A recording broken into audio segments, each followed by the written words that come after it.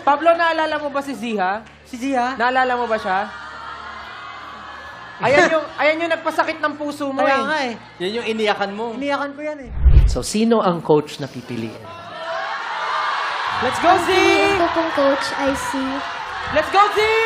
si Coach Julie. That's the most painful. Pero si Coach Julie na ang bahala kung sino man ang a-advance sa team niya.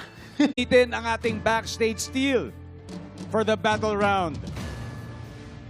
Kuya Dong, gulong-gulo na ako. Nag-iisip pa ako.